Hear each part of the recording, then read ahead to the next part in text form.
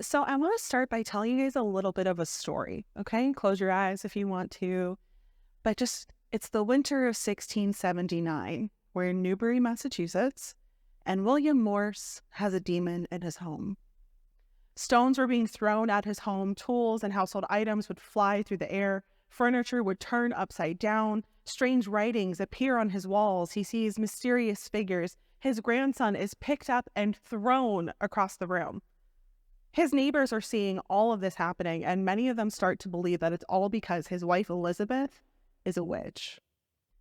And what are the neighbors to do to keep this evil at bay, to keep themselves from becoming victims of this demon as well? One of them takes an apple from Morse's home and throws it into the fire, but soon after starts to experience disturbances of his own.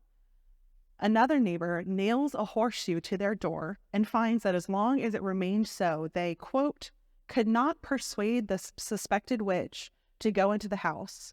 When the horseshoe was gone, she presently visited them. Hello, everybody. My name is Krystina Yeager. By day, I'm the education manager at Historic Beverly and the owner and one-woman show of a very, very small tour company in downtown Salem called Historian's Guide to the Salem Witch Trials. By night, Batman. In all seriousness, by night, I stay up way too late reading and researching as much as I can about the history of the early modern witch trials, predominantly those that happened in England and the British American colonies. So my main topic of research thus far in my career as a historian of the witch trials has been the witch's familiar. The witch's familiar, in its most basic description, is sort of like a half-animal, half-demon hybrid that would aid the witch in carrying out their magical misdeeds. Now, this could be from as little as giving advice to the witch to more nefarious things like listening in on gossip, theft, torture, or even murder.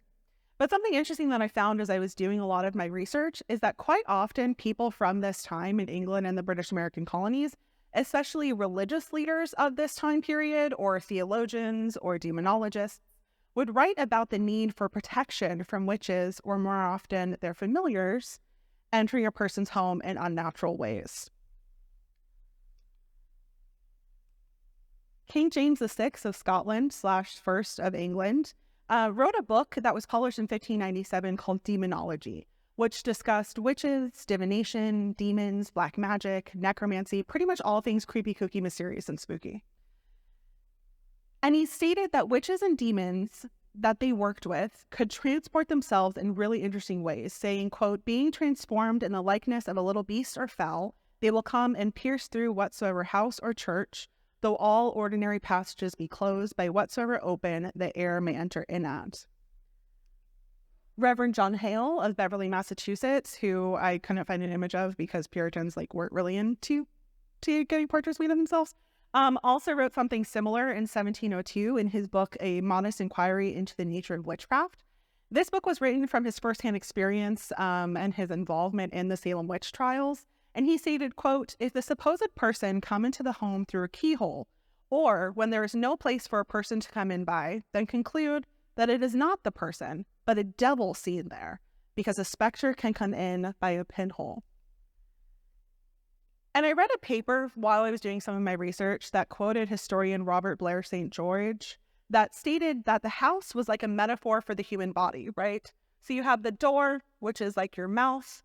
You have your hearth, which is like your chest or your womb. You have windows that are like your eyes. And the anxieties of evil entering your home was a manifestation of the anxieties of being preyed upon by evil or bewitchment.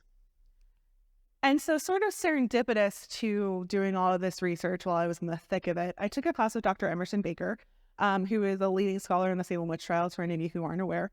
And one week we spoke about counter magic techniques that are found in homes like Marian marks, hexafoils, poppets, horseshoes, people's shoes, animal parts, including ones that were mummified in their entirety, and witch bottles that were secretly put into the home or carved into the home to ward off witches and their familiars, even though potentially the very existence of these in your home could lead to you yourself becoming accused of witchcraft. But before we dive into more of these counter magic practices, I do kind of want to give some context into medieval and early modern beliefs surrounding witchcraft and the devil. I myself, even while I was researching for this topic, found that I often was going back to the 14th and 15th century to get a medieval context on things that were happening. And I think sometimes when we look at these beliefs and practices from a modern perspective with like centuries and centuries of the scientific revolution between us and them, we might think that that's unusual or superstitious or sometimes completely outlandish. And when we dive into them, we tend to look at them a lot in a vacuum. Like, for example, in Salem in 1692, I hear all the time people just talking about 1692 when there's like almost 70 years beforehand and like almost 400 years since, but people only look at it from 1692. And when you look even in a broader context from Salem, you have all of the English beliefs from centuries before then that then contribute into the beliefs of the people who are over in Salem. I also want to note that I am a historian. I'm not a religious leader or a theologian or a religious studies scholar. So anything that I'm saying tonight is not commentary about modern practices or my own opinion, nor is it criticism of any practices. This is just a historical analysis. And the history of witchcraft goes back to before the written record. Historian Daniel Schwemmer writes about incantations written in cuneiform from ancient Mesopotamia. Additionally, witchcraft is a big part of the first written story that we have, the Epic of Gilgamesh. There's also ancient Egypt, as well as Greek and Roman classical myths that at times will feature witches and witchcraft like Isis, Hecate, or Circe. Most, if not all, ancient cultures around the world tend to have some sort of witchcraft in their mythos. But that is not how people in the medieval era and the early modern period would have viewed witchcraft. And they didn't view it like we do today. Modern people who call themselves witches are typically people who are identifying as like Wiccan or pagan. There's so many different practices, so what I'm about to say is not at all encompassing. But typically there's more of an emphasis on nature. Sometimes they're polytheistic. Sometimes there's an emphasis on astrology or crystals. There's a lot of like manifesting your own energy and taking control of your life. And that is not at all how the medieval and early modern people would have viewed witchcraft. It also wasn't hocus pocus. They were not believing that we were zapping lightning out of our fingers. Surprisingly, I know, we just think that that's what happened. That's not how it was at all, really. In the early modern period, witchcraft was viewed as synonymous with evil. It was demonic. It came from the devil himself. It was malefic, with the Latin word for witchcraft being maleficos, or maleficus if we're specifically talking about female practitioners of witchcraft, which, like, let's be honest, 80 to 90% of the time we were talking about female practitioners of witchcraft. The intent of the witch was to cause chaos and do harm. Harm specifically would be done to people, cattle, and property, which was referred to as maleficium. It was believed that when someone became a witch, that they were quite literally selling their soul to the devil. And in some countries, becoming a witch required you to have carnal relations with the devil, and demons like incubi or succubi. It was sort of seen like a subversion of the family system, right? So oftentimes because of that, you see stories of witches targeting children or being people who were outside of the status quo, like widows or unmarried women. You sometimes even see them targeting fertility rituals as well. It was a subversion of God and everything that Christianity stood for. Historian Norman Cohn identified the year 1320 as the moment in history where the link between heresy and witchcraft really became established. It was during this time that Pope John the 22nd ordered an inquisition in France, specifically against magicians and sorcerers.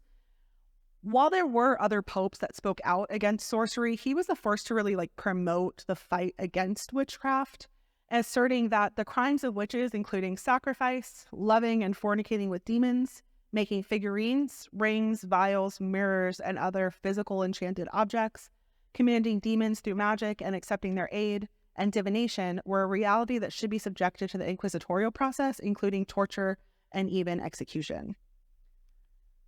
The next 150 years or so saw a rise in witch trials all throughout Europe, and in 1486, this book was published, titled Malleus Maleficarum. Malleus Maleficarum translates to the Hammer of Witches, but there are some historians like Christopher Mackay who say that it should actually be translated to a more gendered term of the Hammer of Sorceresses instead, because of all of the terminology that is used within Namely, that a witch is always a she, even though witch is a gender-neutral term. It wasn't like witchcraft and wizardry. You would be charged with witchcraft and you would be executed as a witch, regardless of what your gender was. But everything that you read in the Malleus Maleficarum basically just calls people she, and it's always her. And there are reasons why it's always a woman that they go into. This was a guide for witch hunting published by the German Dominican Heinrich Kramer and potentially also another German Dominican named Jacob Springer. Malleus Maleficarum begins with a 1484 papal bull from Pope Innocent VIII that describes the act of sorcery and states that divine law prescribes that sorceresses should not only be shunned but killed for cooperating with devils and causing injury and chaos. The book is then split into 3 parts where the different questions about the nature of witchcraft, the practices of witches, and how judicial officials should investigate, convict, and even execute those accused of sorcery. This piece of media was incredibly influential for the next 200 years in Europe. It was reprinted at least 24 times between 1486 and 1689, with most of those 24 times being during the height of the witch trials in Europe. This text was the second most popular book in Europe, second to only the Bible, and according to some accounts was on the desk of inquisitors and judges who would be overseeing the trials of approximately 110,000 people and speculated 60,000 executions throughout all of Europe, with about 1% of those occurring in England. But all the trials in England were not overseen by like Catholic priests and Catholic monarchs. They were overseen by ministers and Protestant monarchs following the English Protestant Reformation. So the European Protestant Reformation is largely attributed to being started by German theologian Martin Luther, right here, handsome guy. Martin Luther, on October 31st, 1517, posted 95 critiques of the Roman Catholic Church, which created essentially a domino effect through some of Europe as other countries began to reform their Christian beliefs as well. The English Reformation began when King Henry VIII broke from the Roman Catholic Church, largely just to get a divorce from his first wife. But regardless of the reasons why, the Church of England was officially established in March of 1534. The Protestant reform sought to challenge aspects of the Catholic belief that combated the devil. Historian Matthew Champion stated that the differences between established Catholic Church practice and superstitious magic would only have been the difference between what was seen as doctrinally legitimate and illegitimate. And what he means by that is there's sort of like magic of the Catholic Church, simply like walking into a medieval Catholic church, you'd be surrounded by color and vibrancy and stained glass and all of the things. It would be sort of like the room that we're in right now, right? We're surrounded by color, we're surrounded by artwork, we're surrounded by beautiful depictions of saints and different religious figures that was just synonymous with the Catholic medieval period. The icons and saints became one of the most important parts, and simply just being in the space was enough to bless you. So congratulations, everyone. Champion even writes that just the viewing of St. Christopher through an open door of a church as you were walking by would be enough to make it so that you didn't die the rest of the day. And that's not even mentioning the Catholic rituals that Keith Thomas refers to as ecclesiastical magic happening within the church, like the Eucharist, holy water, exorcisms, the ringing of church bells to ward off lightning during storms. Also those happening outside of the church, like using holy relics and the worshiping of saints, with every medieval trade having its own saint, like St. Luke, which is a picture from here, who was the patron saint for painters, and St. Stephen, who was the patron saint for weavers. These were miracles given by the grace of God. That's what they believed during that time period. This wasn't witchcraft in any way. This was defense against the devil. This was counter magic bestowed upon them by God, with one of the most powerful aspects being the image of Jesus or a saint, with the most important being the Virgin Mary. And they believed that basically the best way to fight the devil was to fight fire with fire. Catholic medieval belief on the subject of the devil posited that the devil was corporeal, and therefore it was possible to outrun him, outwit him, trick him, mock him, and beat the crap out of him if you wanted to. There are many medieval stories of people escaping the devil by running and hiding or physically fighting him off, and you see this depicted in so many pieces of medieval art. So even if someone doesn't know the story, like for this, I don't know what saints those are, but I can kind of get the vibe of what's going on there. That these are religious people and they're able to fight off the saints fight off the devil because of their religiosity, right? These kinds of tales were incredibly popular and turned the devil into a being that should be mocked and laughed at instead of feared. But when the Protestant reformers came through, that's not how they viewed the devil, right? These reformers began placing a new importance on the devil and his power, turning him into less of a physical presence and more of this mental temptation that you have to constantly fight against. And like not in the medieval way that I just showed of fighting him off. Like through your faith alone, you had to fight him off. There was no such thing as defensive magic or counter magic. This was just one of the many tricks of the devil. And they began equating these defensive practices of the Catholic Church with sorcery and witchcraft. Saint worship was equated with devil worship. The saint miracles and relics were called, quote, satanical wonders. And some Protestants went as far to say that the Pope was the Antichrist. So on the one hand, you have Protestants and Puritans who are like extreme Protestants who took away the power of saints, guardian angels, and the power of the church. But they also elevated the power of the devil and asserted the reality of witchcraft, but removed any protection or cure and banned all use of counter magic that the Catholic Church provided you. So even just using the name of Jesus against the devil was too magical for most of the Protestants and Puritans during that time period.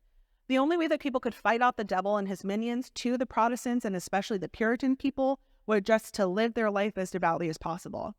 Joseph Flaggrave, who was a 17th century English astrologer, stated, quote, "In all my practice, I could never find that ever any man or woman that did daily pray, especially in the morning, were ever taken by the snare of witchcraft that night." And not only did the Protestants and Puritans ban counter magic, they destroyed it. There were a series of iconoclasms throughout all of Europe where Protestants went into Catholic churches and literally whitewashed the color and vibrancy out. They destroyed the relics. They shattered the stained glass. They broke the noses and hands off of the saints. They scratched out the faces on the paintings.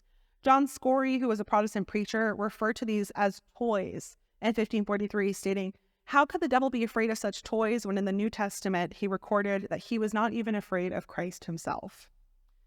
And this period of iconoclasty coincides with the period of the witch trials, which were not only ran by Protestant men, but written about by Protestant men in subsequent pamphlets about these trials, which were just riddled with anti-Catholic propaganda, which furthered the intention to bastardize the Catholic faith. There's this sort of like long-standing idea, though, that I see quite often, especially in some of the early writings about witchcraft, that witch trials came from the top down, that it was like the monarchy or the church officials or inquisitors or even like professional witch hunters like you see here, who would just like come into town and wreak havoc and just destroy communities. And while a lot of these people were in charge of the trials and were the ones persecuting or even executing people for witchcraft, they were not the ones who were making those initial accusations. Those initial accusations were made by people that were known to the victim. The Malleus Maleficarum, that big book, the Guide to Witch Hunting, even states and instructs witch hunters to listen to the rumors of the town, because if there are rumors of witchcraft, there are most likely actual witchcraft happening. But I also don't want to seem like the people at the top were blameless in the witch trials, because if it wasn't for the people at the top enabling it to happen, and passing laws making witch trials legal, it wouldn't have blown up as much as it did. In England, the first Witchcraft Act was passed in 1542 by King Henry VIII. This made maleficium, so magic done to do harm against people, property, and cattle, illegal, as well as doing magic to help find lost goods or treasure and, quote, provoking any person to unlawful love.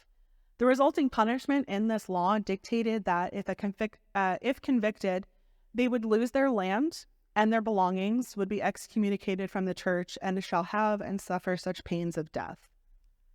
This was then repealed by Henry VIII's successor, Edward VI, in 1547, but was later replaced by another Witchcraft Act in 1563 that was passed by Queen Elizabeth I. This recycled most of the language that you found in the 1542 Act, but it better defined what was the crime of a witch. So if a witch were to use magic to kill someone and be found guilty in a court of law, it was dictated that they shall suffer pains of death as a felon by hanging after being excommunicated from the church. But if one were to use maleficium but the target was not killed, if the person were to use magic to find treasure, or if they were to provoke any person to unlawful love, they would be imprisoned for 1 year, and then once every quarter would have to do a stint in the pillory. But if this person was then convicted a second time, they would be executed for witchcraft. The harshest witchcraft act, though, came in 1604, after King James VI of Scotland became King James I of England.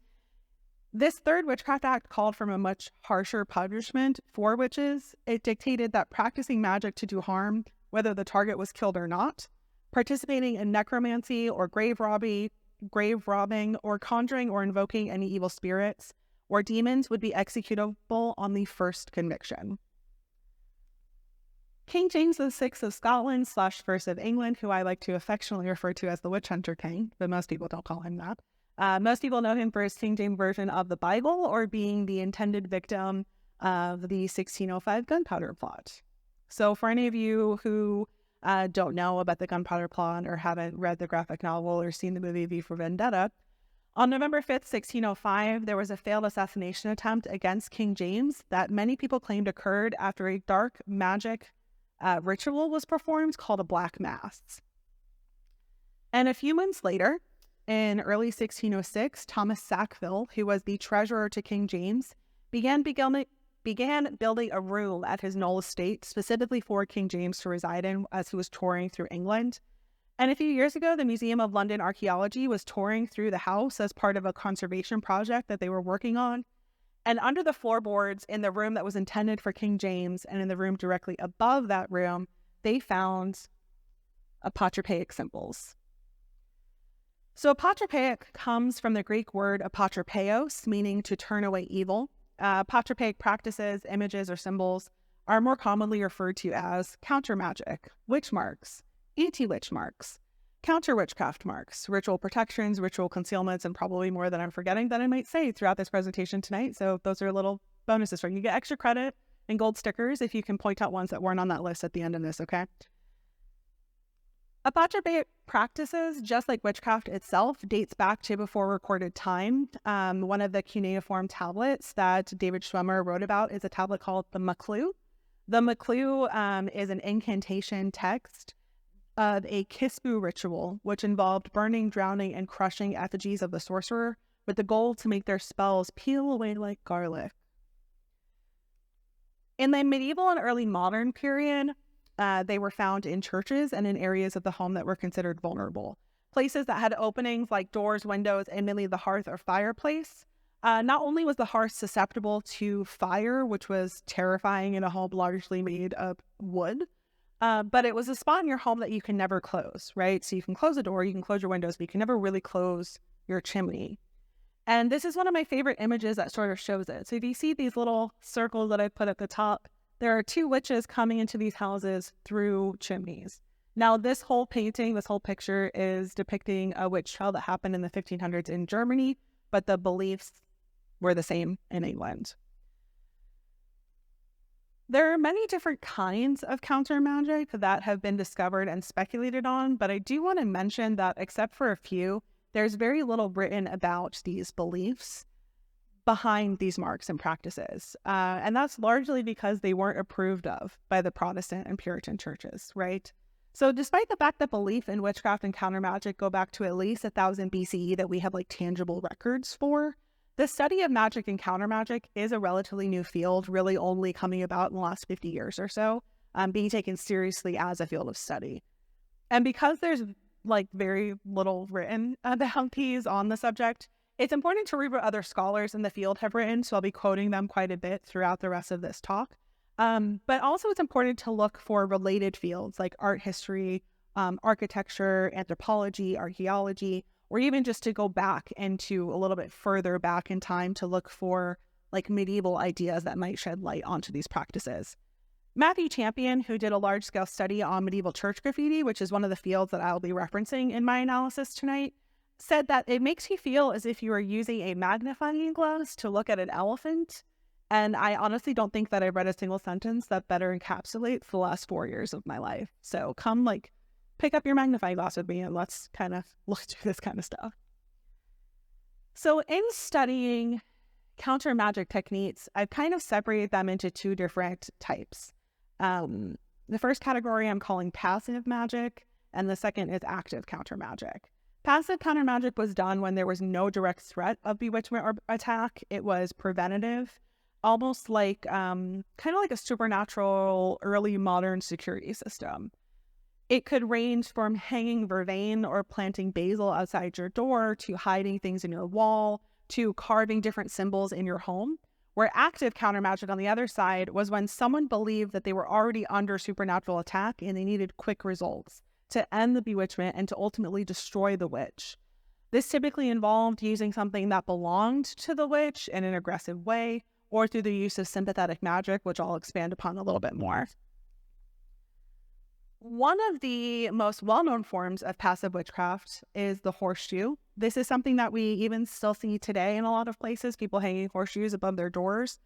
There are multiple ideas and theories about the horseshoe and why it was used. Iron itself was considered apotropaic just in existence by itself. And we see it used in other apotropaic practices that we'll talk about as we go through tonight. When you think of it, like iron kind of changed Europe and Asia.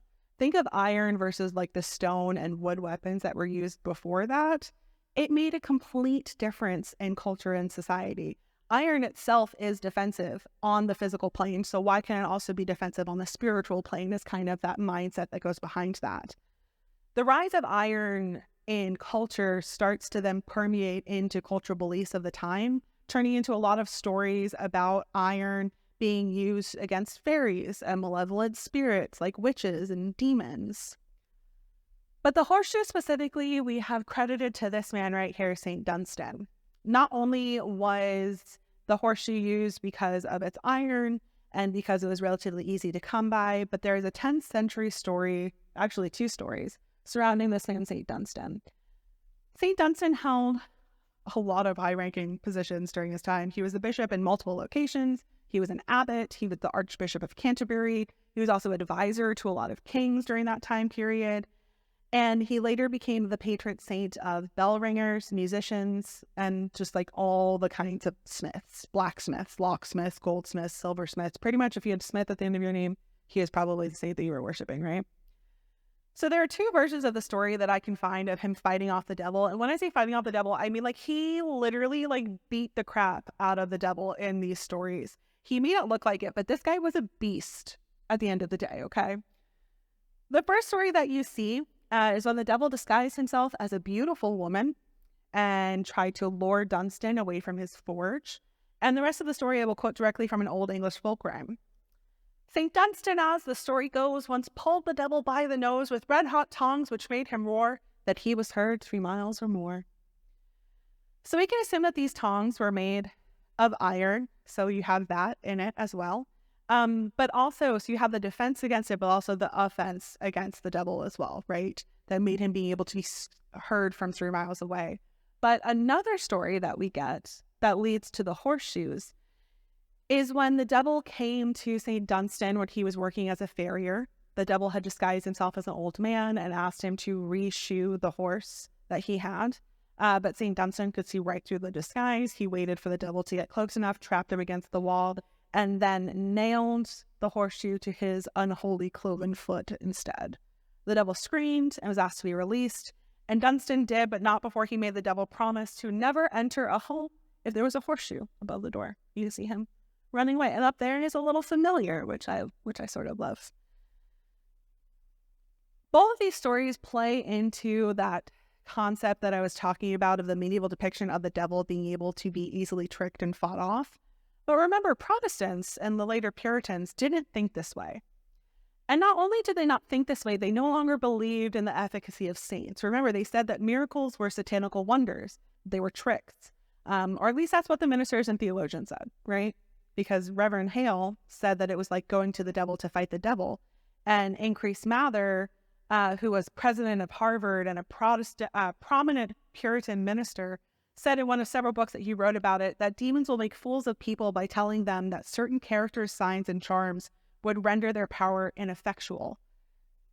But that statement that he made was made right after he told the story of William Morse that I started this with, where the horseshoe actually did make it so that the witch couldn't enter the home.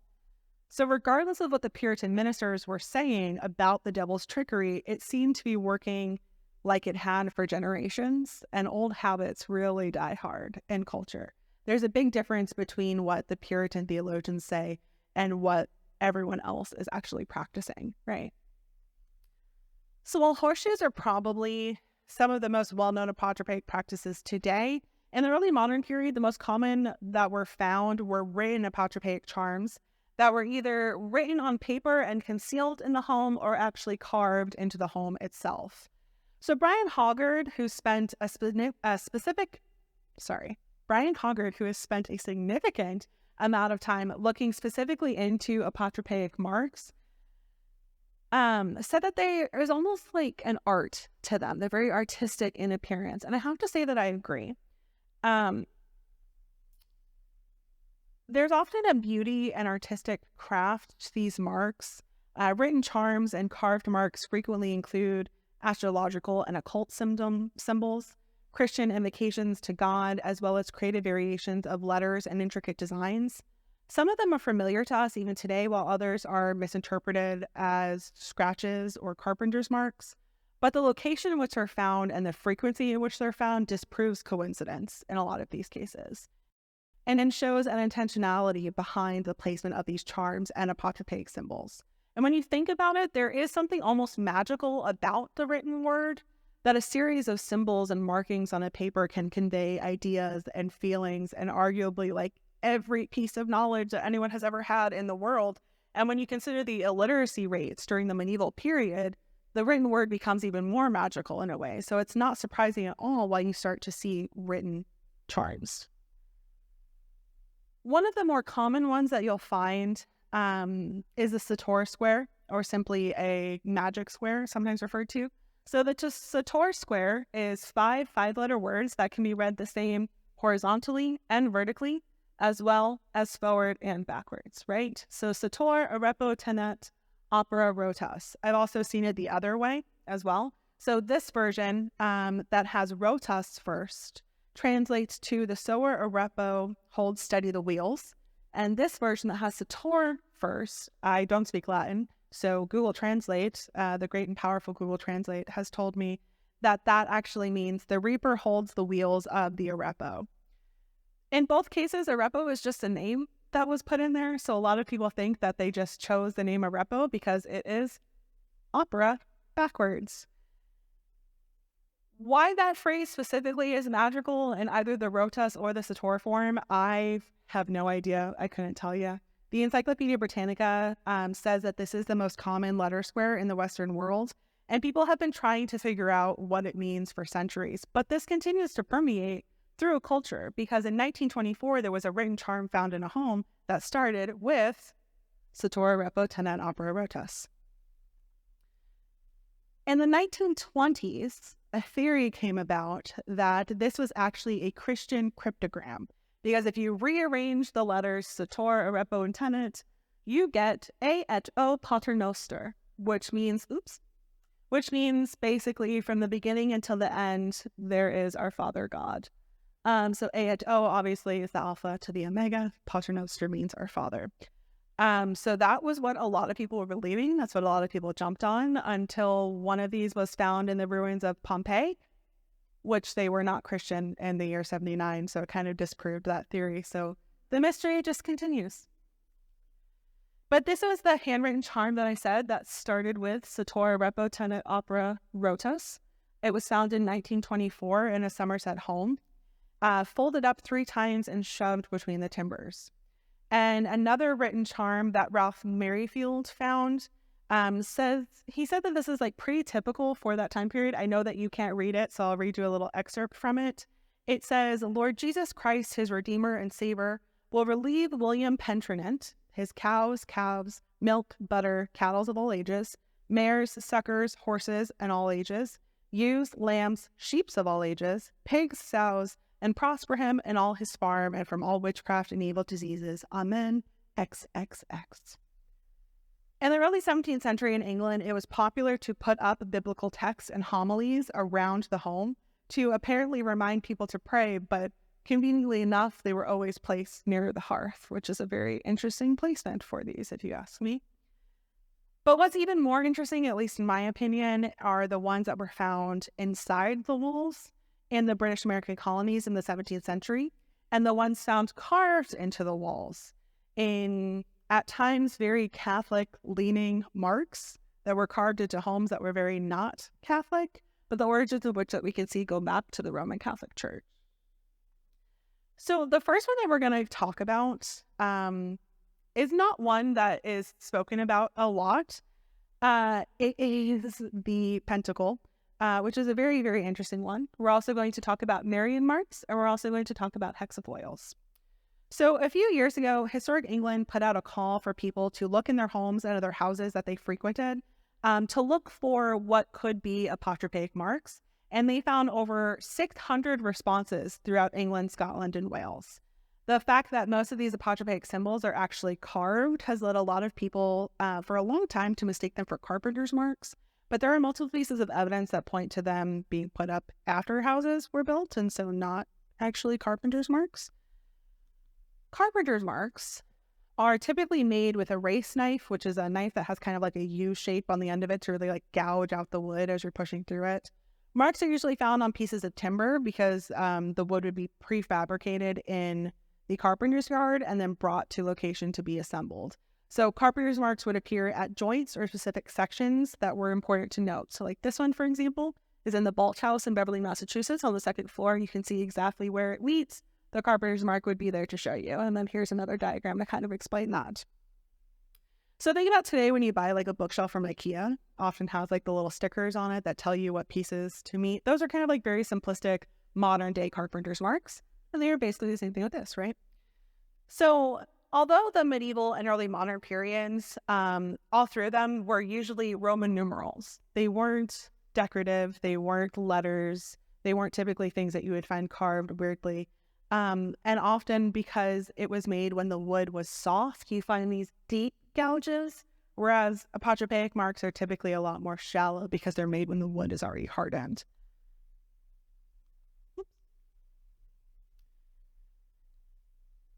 Apotropaic marks are also not found on joint or assembly points as well. They're found in places that are still considered most vulnerable, on windowsills, frames of doors, even the latches of doors. If you ever find yourself at Memorial Hall Museum over in Deerfield and you go to like the famous door that was part of the 1704 raid, you'll find that on the latch there is a Marian mark that I forgot to include a picture of, so just trust me, it's there.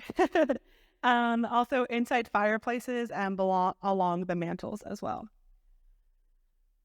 So one of the apotropaic symbols that were most surprising to me to find as I was doing my research, that you don't see, at least according to historians, you don't see as often in early modern homes, but I found one myself when I was looking at the Pickman House in Salem, is the pentagram.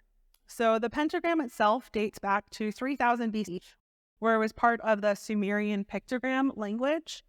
To the Greeks, it was a symbol of purity and perfection. It's an endless knot. You know, you create it without picking up your pen, and then once it's created, you can't find the actual beginning or end of it if it's made perfectly.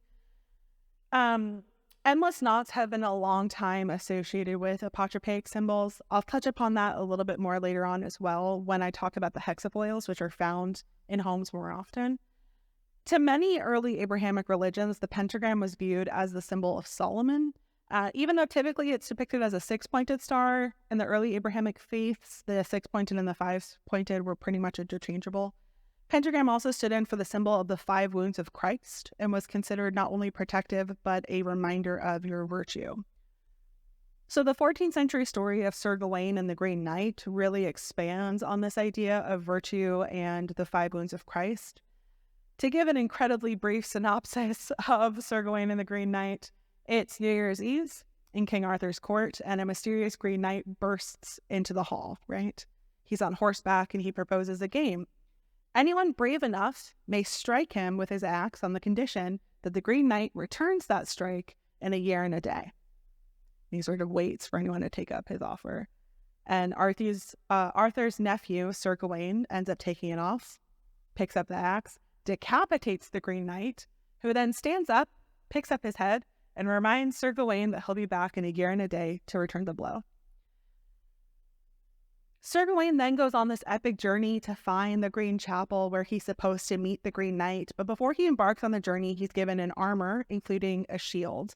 On the inside of the shield is an image of the Virgin Mary, he says, to catch his eye, to give him strength, and on the outside is a pentagram, symbolizing the 5 wounds of Christ, but also symbolizing how virtuous Sir Gawain is. They say that he is virtuous and faithful in 5 ways and 5 times, each devoid of vices. And throughout the story, the shield serves as a constant reminder of his virtues. He ends up kind of failing in the story, which then leads to Sir Gawain being on the end of the axe and receiving a small blow that's returned to him, but he doesn't get decapitated for it because he is so virtuous and so great, where in any other case, the person would have died. On top of that, though, to liken back to the horseshoes, his shield may have been made of wood, but it also may have been made of iron or had some sort of iron aspects to it, which then would again be physically protecting him, but also like symbolically protecting him as well. On the east side of the chancel arch at St. Mary's Church in Troston, Suffolk, there is a graffiti drawing from most likely the 1350s of a demon head that you see here, and right smack dab in the middle of it is a pentagram. But on the other side of the church in the tower arch, there's a graffiti carving of a woman. You see her in a long dress with a long headdress, hands lifted up, most likely in prayer, and the pentagram is behind her or next to her, right? So Matthew Champion says that he has seen this sort of design in several churches, and he believes that the interpretation of these 2 carvings could be protection from a threat, but then also through faith, giving the symbol power in and of itself. I'm not entirely sure why. I haven't really been able to fully find an answer of it. But with the Reformation, the symbol started to become associated with magical arts. That's why we kind of associate it with today, right? Maybe it's because the depiction, like the devil with the pentagram over it, that we start to see it closely associated with the image of a demon. And while the use of the pentagram and current magical practices like Wicca tend to have a positive meaning in the symbolism of the elements, including spirit as the 5th element or even as a symbol of protection, like how it originally was back in the medieval period, immediate association today is with the devil or witchcraft in some way, shape, or form. But according to the Encyclopedia Britannica, that may be because the 19th century revival of occult studies in Europe associated it with black magic. But it was jarring for me to see this as I was doing my research, listed as a counter magic symbol, when in my head it's so closely associated with magic and the devil, right? Matthew Champion even stated that there has actually been a panic and a disquiet that arises in churches when the pentacle is found there because they believe that improper practices may have been happening within the church walls. But again, we have to put aside like our modern beliefs and perspective when we view these kinds of images, because finding these in a church where you're surrounded by images of saints and angels and prayers doesn't mean the Catholic Church was not also a place that spoke heavily of demons and the power that one could have over them. Now, everything that I've read, like I said, has said that because of post-Reformation association with magic, these kinds of endless knots aren't seen in 17th century homes as counter magic marks. But I think that I found one in the Pickman house, so that tells me that that was a lie. This is on the 2nd floor, so like don't go to the Pickman house and ask to see it. That's a part that's like not accessible to the public. The director Elizabeth graciously allowed me to quickly go up there when like no one else was around, so people didn't follow us up. So like that's not something you can go see. Don't go try and look for it yourself, but look at other places for it. I've been told that Hammond Castle has apotropaic marks, so come back during the day, look around, try and find some, try and see what you can find, because I definitely will be. Another endless knot that's really often seen is called the hexafoil. Hexafoils are sometimes also called rosettes, marigolds, or commonly daisy wheels, but a lot of historians are moving away from using those terms, largely because they have kind of a feminine connotation with them. And a lot of people believe that this actually has its origin as a solar symbol, meaning that it would most likely be calling upon Jesus. So now most historians tend to refer to them as multifoils or hexafoils, or even compass-drawn symbols. And the reason they're called compass-drawn symbols is because the easiest way to draw them is with a compass. Now, I did embed a video here. I'm going to see if I can make it work. If not, you're going to listen to me describe how to do it and just try to use your imaginations. It doesn't have any sound to it, but it is showing you how to make a hexafoil. So you take a compass and then you draw a perfect circle. And throughout the original center point until you reach, or you go to a point on the circle and then you draw an arch through the original center point until you reach another point on the circle, and then you move your compass there and you keep going until you get what appears to be like a 6-petaled flower, which is why it's often referred to as a daisy wheel, but we will refer to it as a hexafoil, like a hexagon. So you'll see here, he's about to make his first little arch. I'm just going to keep talking through it. Feel free to watch or as I'm talking. To look back historically, as we have been for almost everything so far, the hexafoil goes back to at least Mycenaean Greece, about 1600 BCE, as a solar symbol, and any medieval Catholic church that contains graffiti will contain at least one of these. Like I said, there's believed to be a significant connection between the use of a hexafoil as a solar symbol and the association with Jesus, especially because there are biblical passages that liken Jesus to the sun. Because hexafoils are so common, people have tried to come up with theories behind the prevalence of these. I'll put it in 2x speed so we can watch the end of it. So as you can see, it starts to make that 6-sided flower, right?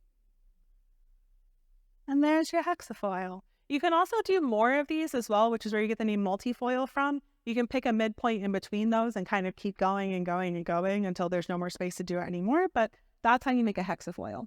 So one of these theories was by an architectural historian named T.D. Atkinson, who cited an association to consecration crosses. Whenever a church was built, expanded, or defiled in some way, it would be consecrated, which involved the bishop anointing the church 12 times on the inside and 12 times on the outside with holy oil. And then on those spots would be a cross would be painted or carved. Atkinson found that as he was studying locations with consecration crosses, that he was also finding hexafoils, and he came to the conclusion that they must be related.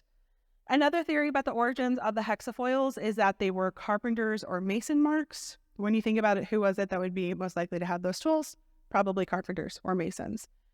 The theory goes is this is how they trained their apprentices to understand basic geometry. But there's like a couple issues with this that I don't believe that these are actually carpenters marks. First is the issue of size. Consecration crosses tend to be relatively large, and hexafoils tend to be relatively small. There's also the matter of the amount of them that are found. With the consecration theory, I question like just how many expansions or murders were happening in these churches to justify so many consecrations. And with the carpenter theory, why were these apprentices having to make such a basic design over and over and over again? I'm sorry, I don't think you should ever be a master of your craft if you have to practice something so often. And I would never want to live in a house if you have to practice hundreds and hundreds of times of a hexafoil to be able to make it. The final one is just how many times we see it and also the locations of them, right? So in homes, you would often see them in those points that are apotropaic points. So this is Shakespeare's home. I love Shakespeare, so I had to include it. But this is leading down to the cellar, which was a very dark spot. So hexafoils were often seen below stairs in those really dark areas. And then these was actually on a ceiling. So it almost reminds me like early modern glow-in-the-dark stars, if you will. There's another carved apotropaic symbol that also has a similar use to the hexafoil. So one of the ideas of the hexafoil of it being an endless knot is that a demon would get trapped in it and never be able to find the beginning or the end, right? And this is sort of similar with that. These are called, these grids, which are sometimes looking like checkerboards or mesh patterns, are more commonly called demon traps. So many scholars speculate that these may be linked to Jacob's ladder and the salvation that God can bring, but most just believe that it is a spiritual net that would physically like trap a demon.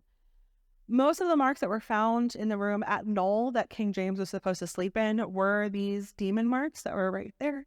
But they're kind of found all over, and there's a certain like enthusiasm in these marks. There are so many of them that it seems like they were done quite vigorously and passionately. Brian Hoggard suggests that they may have been done with the idea of like stabbing or impaling demons that dared to enter your home. Related marks that are sometimes misconstrued for these would be Marian marks.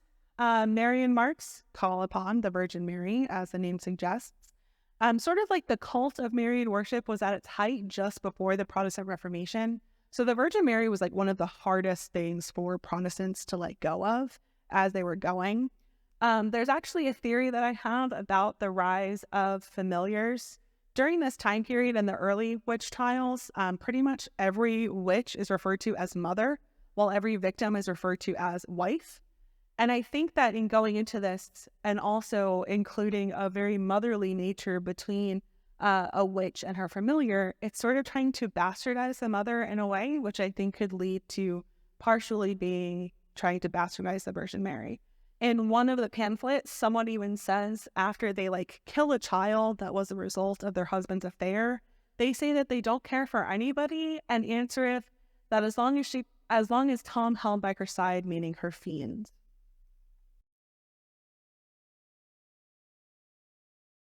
So it makes sense why marks calling on the aid of Mother Mary were so prevalent because the cult of Marian worship was so high during that time. Marian marks have at least 10 different versions that can take on the most popular being an M form that you see up here.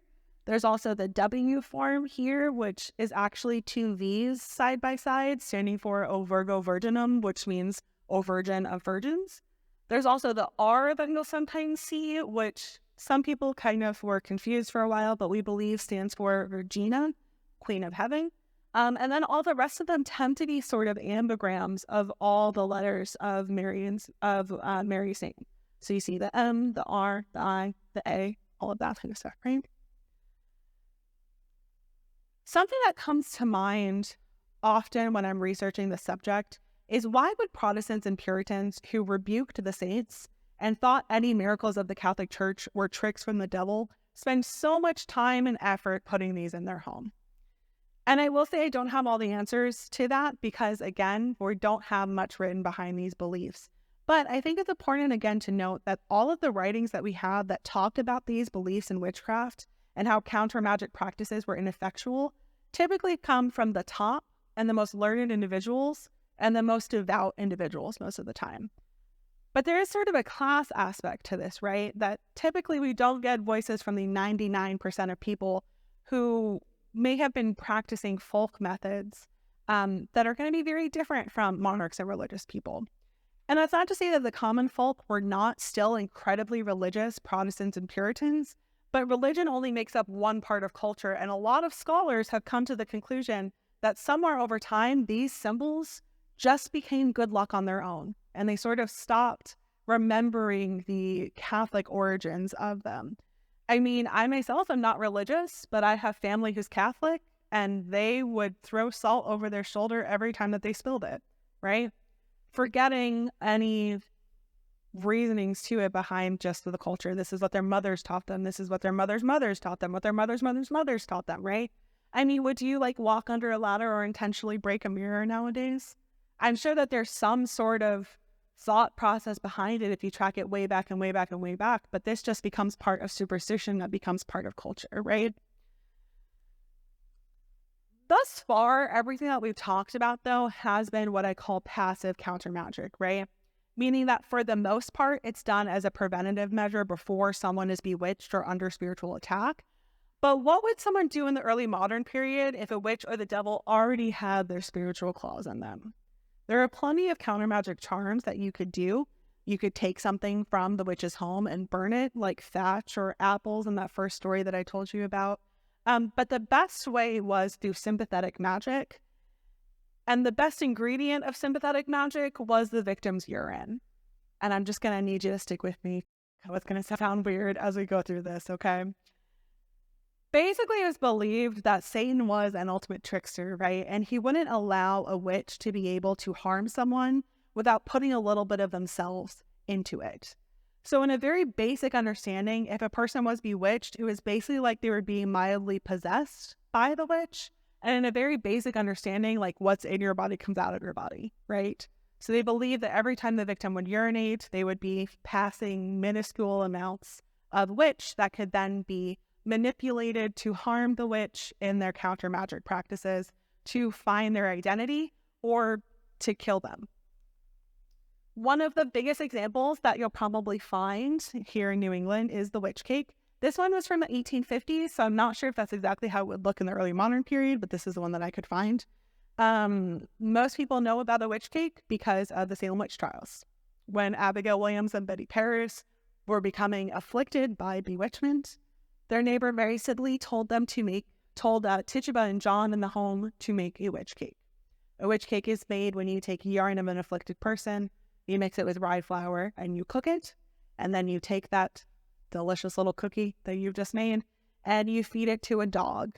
And the thought behind it is the act of cooking it and then feeding it to a dog where the sharp teeth will pierce through it will cause so much harm to the witch that they will either have to reveal their identity or they will die, and you'll know who it was. The most common form of sympathetic magic, though, was through witch bottles. So in 2004, Brian Hoggard had known of 187 examples of witch bottles. 58% of those were before 1700s, and 31% of them couldn't be dated. So most of them were from the early modern period. Additionally, at least 8 have been found in America. A witch bottle is an art in and of itself. It's a bottle filled with various ingredients.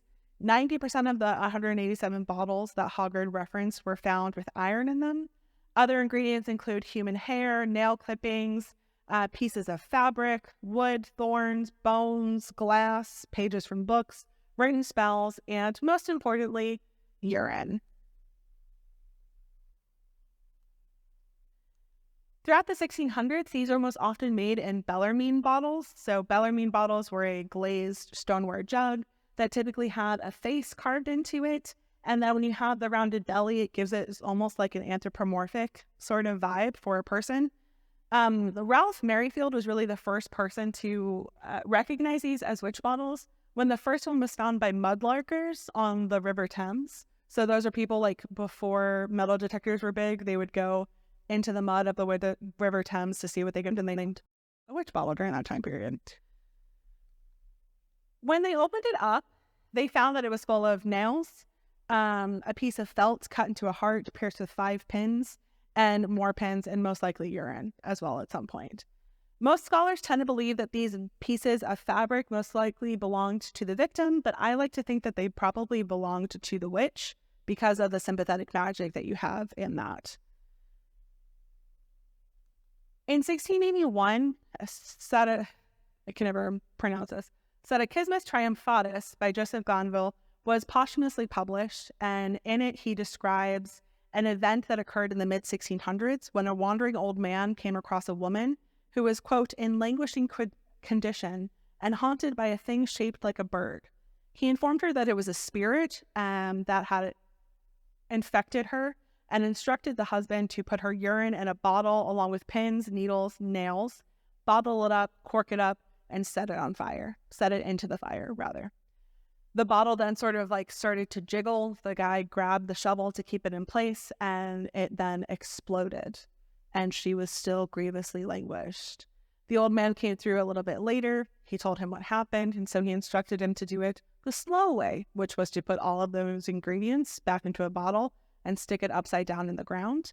And soon after, the wife started recovering, but not until after a woman came to their house from many miles away screaming that they had killed her husband because of this counter magic practice prescribed by the old man.